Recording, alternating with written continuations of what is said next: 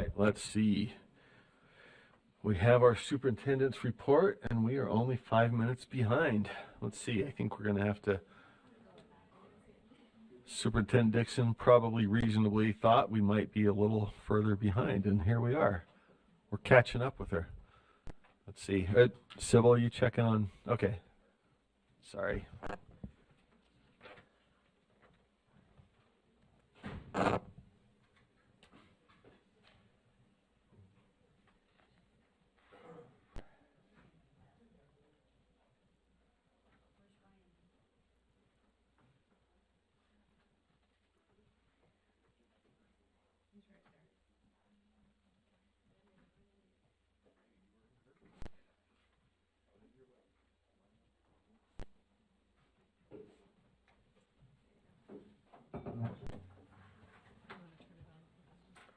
Oh, let's see.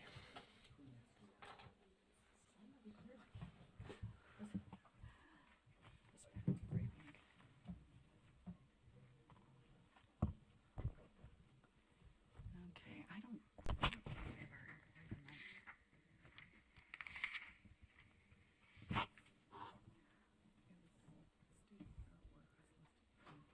Yeah. All right, I'm not seeing our student artwork, so if our, thank you.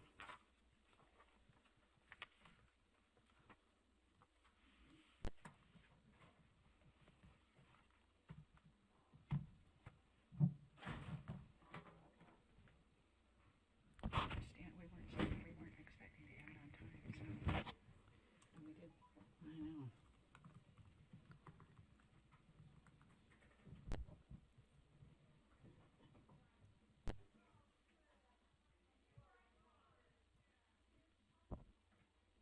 Thank you, Chair Moss. For those of you wondering why we're waiting, just do a little bit of yoga, deep breath, just waiting for everybody to come in, our employee of the month and our art specialist. Are you doing art? Okay. Oh, here we are. All right. We'll start with our amazing and beautiful student art. And I would really encourage you at any given moment during board meeting, if you are feeling stressed about something, you just look up at the student art and take a breath and focus in. It's a good way to recenter. So we'll start with our presentation of art. Thank you.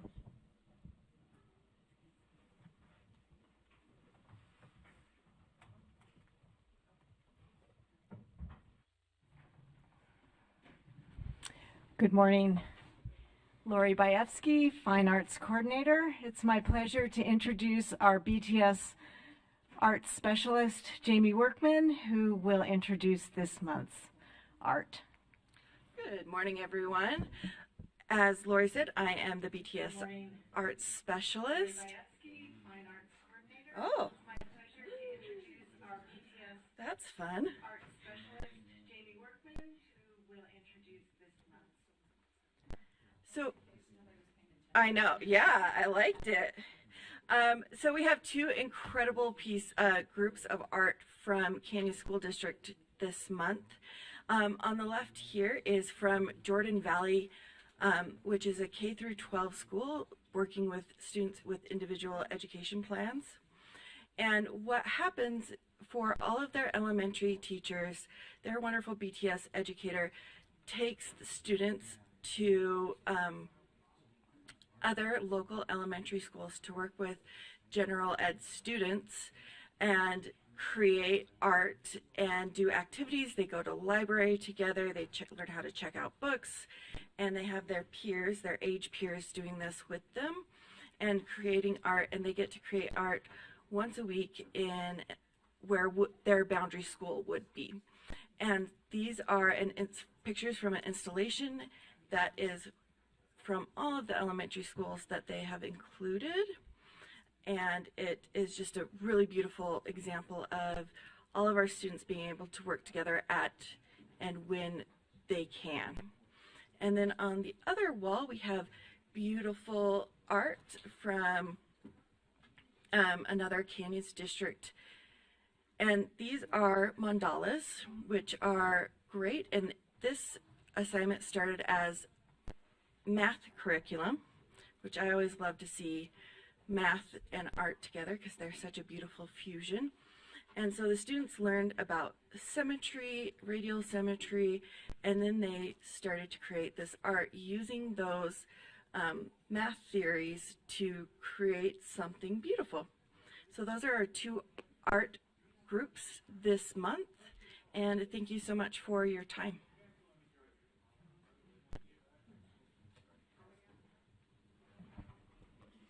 Thank you. Thank you so much, Jamie and Lori. Back to you, Lori. Yeah, I just want to addendum. If you look at the back wall, we have a permanent installation. And you might recognize the pieces. These are the pieces that you purchased at the Springville Museum High School Art Contest. And they will hang proudly in this boardroom for the year. And the QR codes are there if you want to, again, look at those artist statements. And the Jordan Valley art, these are the students have some severe disabilities, and to mainstream them into the other schools within their districts is really it's powerful. It's powerful art making, and it's powerful pedagogy.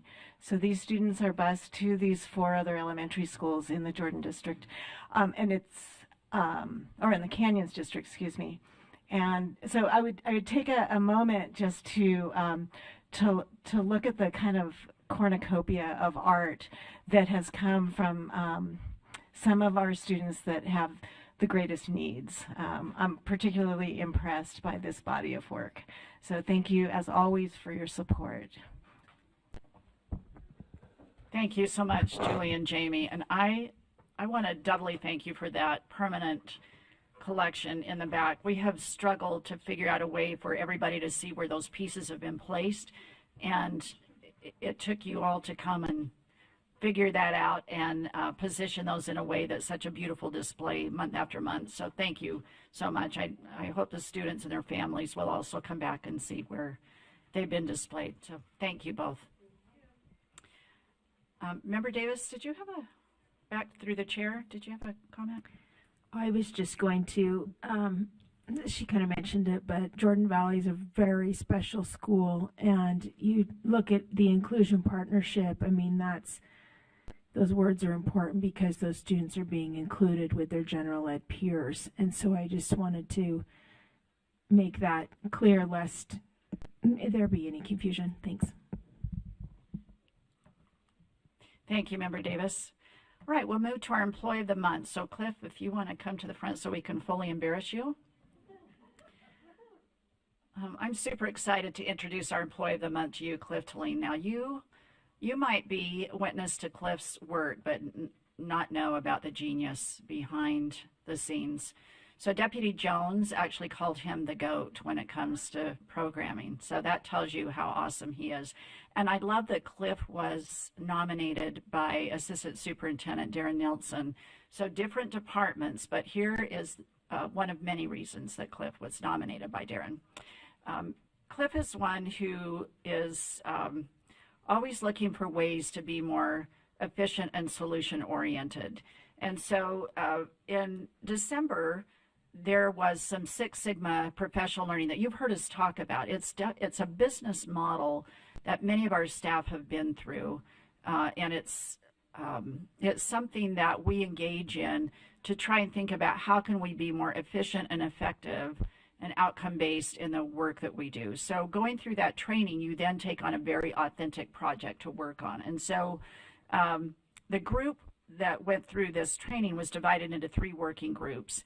And the goal was evaluating state assessment data focused on processing and the reporting to see where efficiencies could be made. And one of the things that you all have heard from the field is how do we get these scores more quickly? Like it just, we give these assessments and then we don't know the results until down the road. So Cliff said, I'm going to take on WIDA and figure this out. And he did.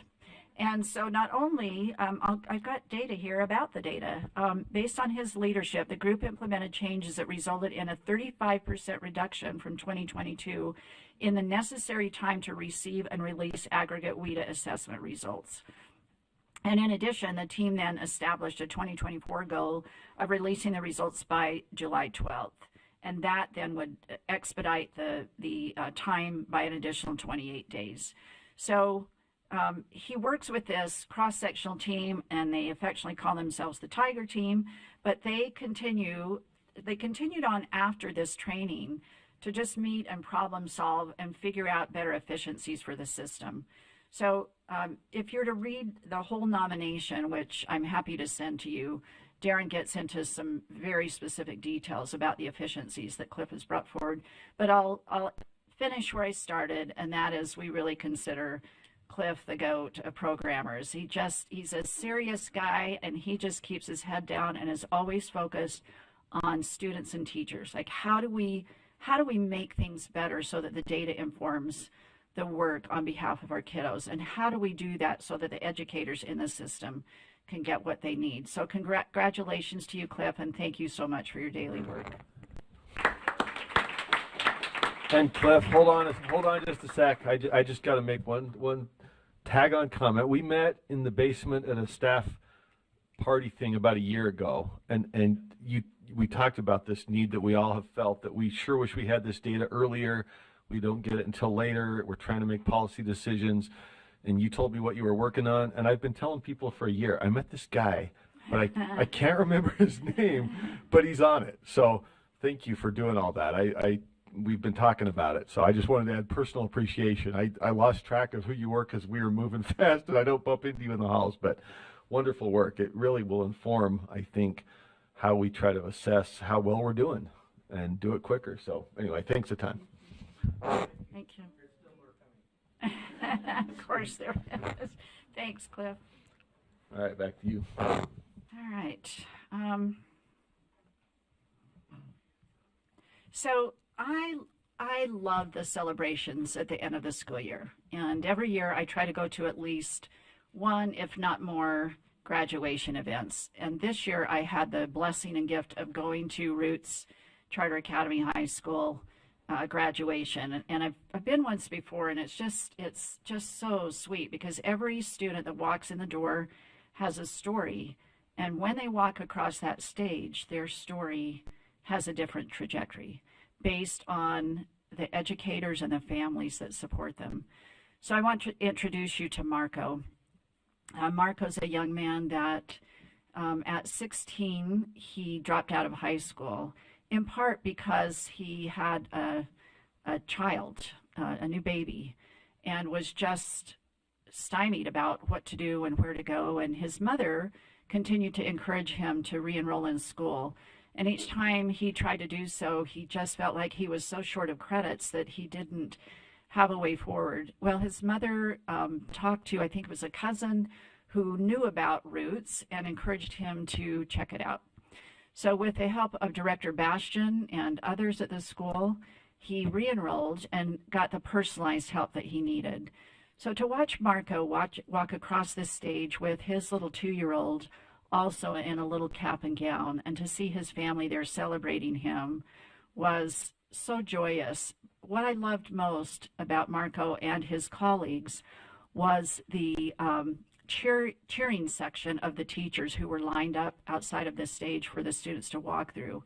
And there were several individuals, including Marco, who hugged every teacher and then talked about afterwards how they got this very personalized attention from the adults in the system to help them get to a point where they could graduate. You'll notice the green stole around Marco's neck.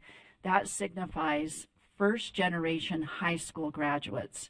And there were a number of students who had the green stoles as first in many generations to graduate from high school. We often think about that with college. We don't stop to think about that with high school.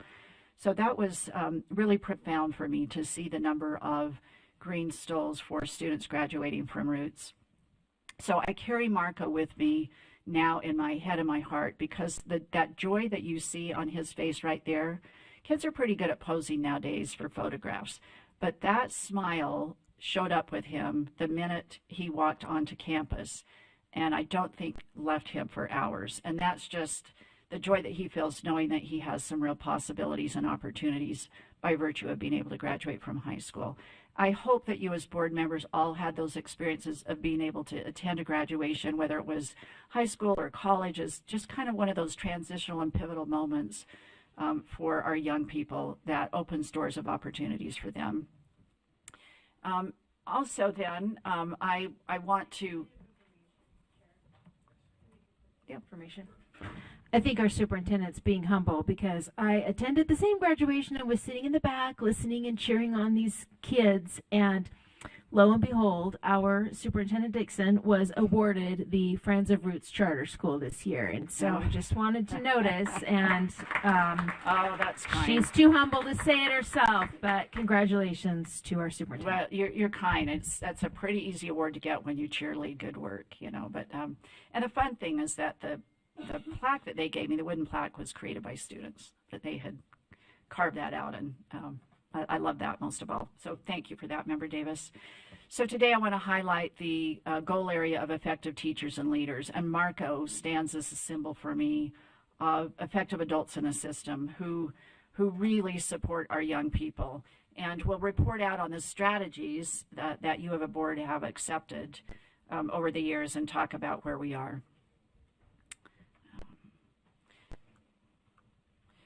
One of the things that you as a board have supported over the years is the process of the National Board Certification. I was able to go to their summer kickoff, co-sponsored by Adobe. They housed it in their building, and it was really an interesting way that I think they organized to share information with teachers who are interested in the process. So they had current National Board certified teachers who are part of this leadership group. They've self-organized. They've not waited for the legislature or the board or local boards. They have self-organized to support other teachers in this process. And if you know anything about National Board Certification, it's a very arduous, self-reflective loop. You cannot be an ineffective educator and go through the process. It weeds that out. So in order to even engage in the process, you have to be fairly effective, but it's a very reflective, very arduous process that you go through of filming yourself and making sort of some judgments and the way forward. So I was able to witness these lead teachers sharing their experience with teachers who were interested, and they came on a Saturday and were so enthusiastic about engaging in this process. And the data to show by having a state organized leadership effort on behalf of teachers, how their numbers have doubled and tripled, and exponentially they are beginning to grow. So shout out to the teachers who have self-organized to make this happen. I also want to give a shout out to our competency-based endorsements. I remember when we first started talking about micro-credentials, and Member Hart and Member Davis and others, I remember you talking early on about when we look at licensure and we look at endorsements, and there's just this coursework that people go through, it can be such a deterrent, especially in our rural areas where we have our educators going through so many different endorsements. And to be able to use competencies and what they know and to get an endorsement has really taken root. So I want you just to see the data. We currently have about over 6,000 in progress. We're at about 58 of awaiting review, and that's the staff adds reviewers as needed, but they're usually able to complete a review in about 2 weeks after somebody submits it. So just want you to see where that is at. And then the end size for awaiting payment is so small that it doesn't even show up on the dashboard. There are currently 2,143 micro-credentials that have been earned, and then revisions requested, 193, meaning just a tweak here or there. So when you look at all of those numbers, what that should tell us in terms of the story is that this is something that is catching on in the system and very valued by our educators. Here's a different view of comparison that is by year, and it's so tiny. I want to say that's started in the year 2018, when we first started playing around with this, I think there were about 4. And we used to even take those through the board that you would deliberate over some of these competency-based endorsements. But now we have a system in place where you can track from 2018 down to October of 2018 to May of 2024, and see the difference in the interest in micro-credentials. So it's activity by month and year. And I think that's something to be really proud of, something that the board was interested in early on, and you can see that this is becoming a norm. We did have a video that we were going to show, but just based on time, I'm going to send it out to you. The awesome Carly Maloney is representing our state so well. I've had the privilege of visiting her classroom, and it's remarkable how she has the students do the heavy lifting, and she is the facilitator of learning. It's so fun to be in her classroom. She engaged in an interview and with staff, with our comms team, created this video of her experience of going back to Washington Week. And it's kind of fun to see how she was able to engage in the first state dinner sponsored by First Lady Biden, who wanted to honor teachers during Teacher Appreciation Week. So it's kind of fun to hear about her experience. And it's about 7 minutes long, so we'll just send that out to you. But oftentimes you come to the banquet, we award our Teacher of the Year, and you don't always know what they spend their time doing during the year. And in Carly's case, she has taken on a role of doing a lot of coaching and supporting other teachers and heralding the work of teachers. She's all about excellence and supporting students.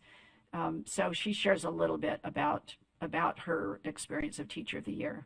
And it's hard to believe that a year is coming up fast, but we're already looking at applicants for the coming year to announce in September. So it's gone by quickly for her, but she has represented us really well. And we wanted you to know that she is engaged in a lot of speaking opportunities and supporting other teachers, and has had a marvelous experience.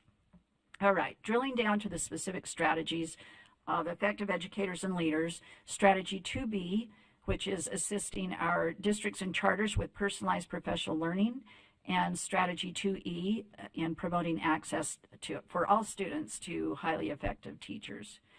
So let's take a look at where we're at with progress. On 2B, this is getting to the personalized professional learning. We have a lot of, one of the things that we've taken on as an SEA that we've been asked to do over time is really help our LEAs get clear about what good coaching looks like. You know, that term came out, and so there were a lot of instructional coaches that were named and FTEs were set aside, but not necessarily expectations of quality or what that even looked like. So our office provides a lot of support around instructional coaching with resources, convenings, and most of all, an endorsement, so that if you've gone through the proper support and coursework, you can say at the end of the day, I've earned this instructional coaching endorsement, which includes practice, by the way. There are 25 LEAs who are offering the endorsement, and they are using our coursework that we've created. So I wanted to share that with you. A little bit more data.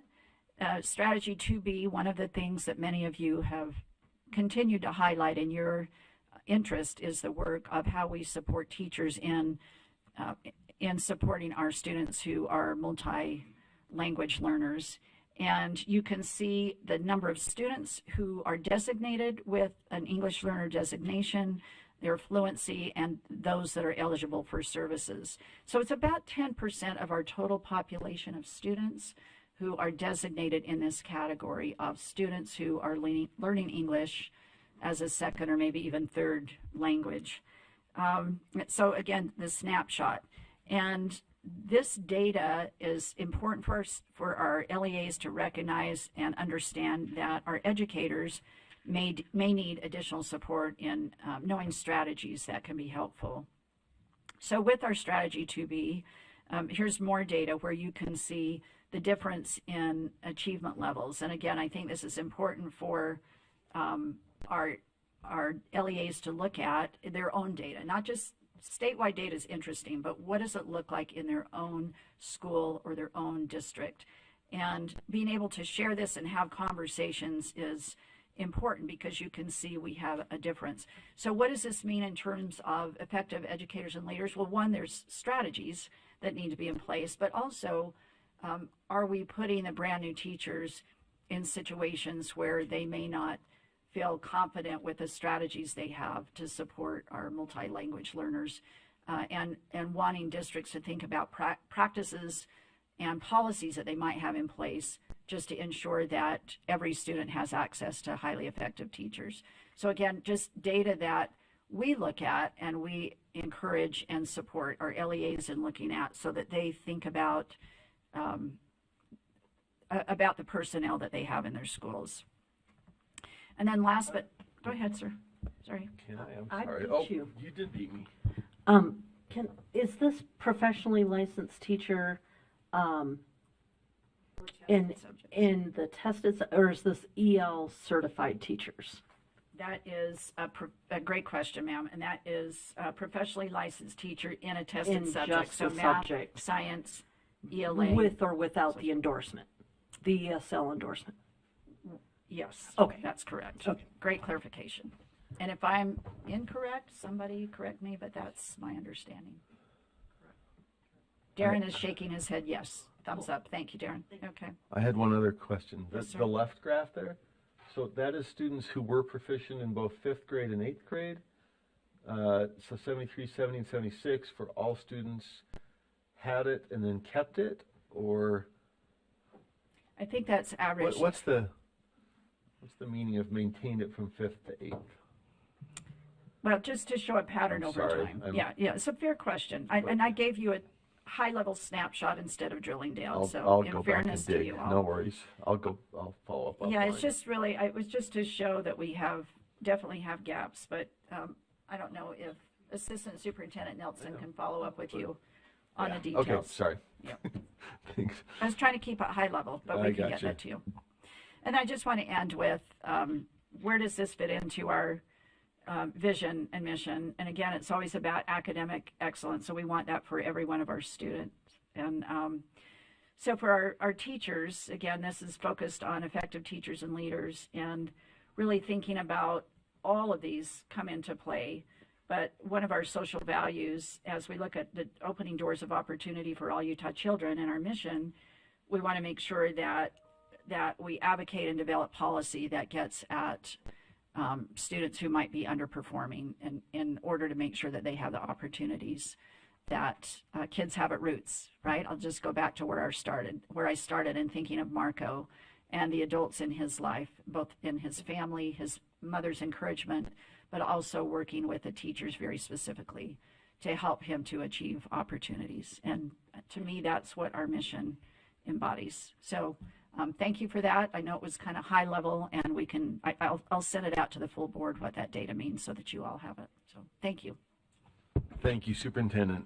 You've got us curious. So sorry to dive deep, but great report. Appreciate that. All right. Any questions, comments from board members?